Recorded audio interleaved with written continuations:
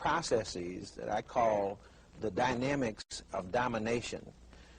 These processes go something like this, that in order for one group of people, in this case Europeans, to control an African population, it was necessary first to erase African memory. Secondly, to suppress the practice of African culture. Third, to teach white supremacy. Fourth, to control the institution of socialization, to prevent African people from educating their own children, from sending their own messages and so forth through media and what have you. The control of wealth, and finally, physical segregation. These are the historical activities that Europeans engaged in order to conquer the continent, to enslave people, to practice segregation. And of course, if you look closely at that list, you'll notice that the first few things on the list are really psychological. For example, to destroy memory or to suppress or erase memory is a psychological operation which disables anyone as an individual who had no memory. Now, when you say memory, you're talking about personal memory or what? I mean the memory of one's group history in particular. Personal memory would be important if we're talking about your own psychological individual adaptation. But you can use the same thinking to apply to a group. When a group loses its historical memory, it is disabled as a result. So these were some of the very calculated and conscious tactics that were applied that resulted in the disabling of the African population. So history, identity, the teaching a belief in white supremacy, each of these is a psychological process that was practiced, and we need to understand that in part by going back and examining the historical record. And having understood it, it's possible to gain control over those things that control us. What do you mean by de-Africanization, and how did that process work? Well, of course, that leads right out of what we were just talking about, that the erasing of memory, the teaching of white supremacy, and so forth, can place an African population in a position where it begins to reject its own image of itself, its own memory of itself, its own history, becomes less African in conscious behavior, although it's very hard to become, if you're truly of African origin, it's very hard for that behavior to disappear.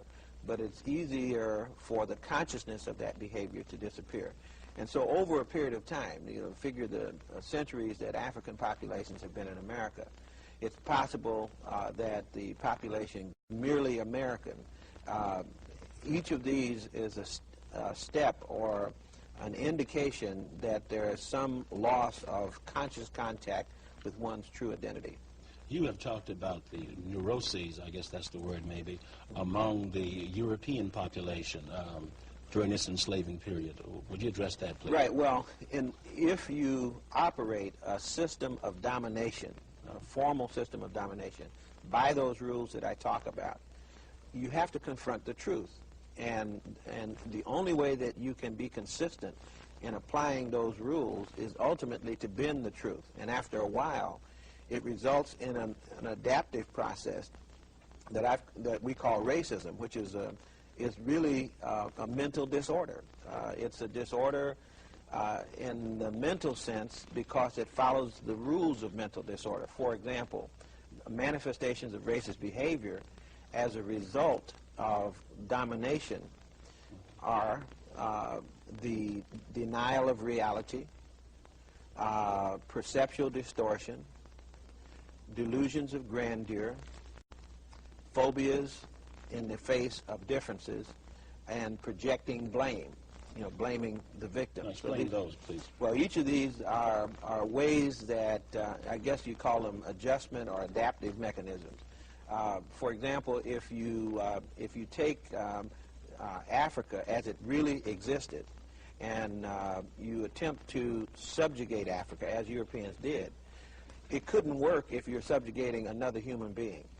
So that human being had to be changed mentally into something else. It had to be changed into a subhuman or an animal or anything else. But you could not operate and be consistent with yourself. So it required a change in one's mind, which meant that Europeans had to begin to lie to themselves about what Africa was and had been, and in the process of keeping that misinformation going, then one adapts to unreality.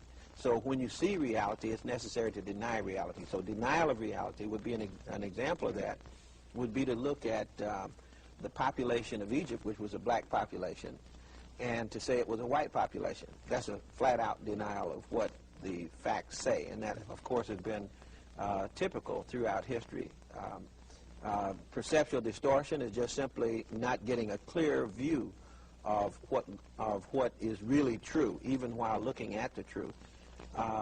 Teaching of white supremacy means the belief in the supremacy of white people, or it could be anyone who would follow the rules of oppression. If one decided that their own group was superior to all other groups, that would be an example of what I call a Napoleonic complex, because it is not true that the white group is superior to anyone else, but the belief in that would be a psychological distortion of reality, and in that sense would be following the rules for oppression.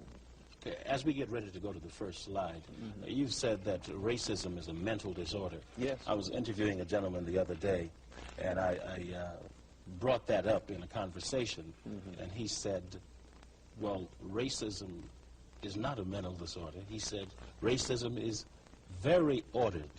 He said that whites, Europeans, know exactly what they're doing, that racism is a political and economic convenience. How do you respond to that? Well, I think it depends on who you're talking about. If you talk about I think of systems as having designers, as having advocates, as having players, and as having pawns. This is from game theory, and I borrowed that from Bob Williams, who analyzes systems in that way. Everybody is not a game maker or a game designer. So the game designer might be conscious of creating a racist system, whereas the advocate probably becomes unconscious. They buy into the system that was created by the designer. And so the advocate is a racist in the sense that I'm talking about it, or the dealer, those people who carry out the rules of the master in the system without really knowing why the master created the system or even that a system was created. They just simply inherit a belief system and an action system. And in that sense, they are players in the game, but they are not the game makers. So I make a distinction. Now break that down for the person on the street one time. Right. Go over that again. So there are some people who are puppets. All right. And there are others who are puppeteers.